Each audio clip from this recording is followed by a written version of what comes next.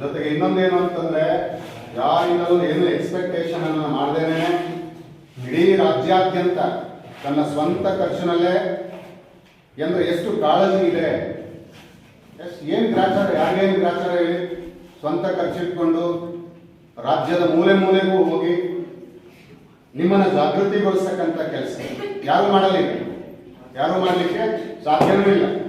ಹಾಗಾಗಿನೇ ಸ್ಪೆಷಲ್. ನಾನು ಇಲ್ಲಿ ಬಂದಾಗಲಿಂದಲೂ ಕೂಡ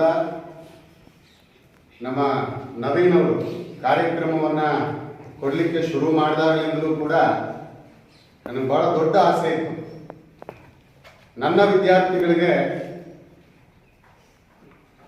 ಈ ಒಂದು ಕಾರ್ಯಕ್ರಮವನ್ನ ನಮ್ಮ ಕಾಲೇಜಲ್ಲಿ ಮಾಡಬೇಕು ಅಂತಕ್ಕಂಥದ್ದು ನನ್ನ ಮಾದಾಸೆ. ಸಾಕಷ್ಟು ಮಕ್ಕಳು ನಿಮ್ಮ ಅಭಿಪ್ರಾಯವನ್ನ ತಿಳಿಸಿದ್ರೆ ಅಲ್ಲೇ ಗೊತ್ತಾಗುತ್ತೆ.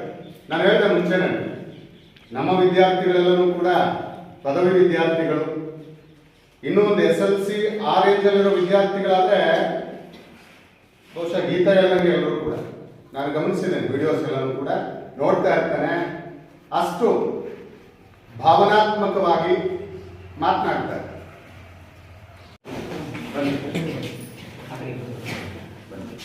ಸ್ವಲ್ಪ ಫೋಟೋ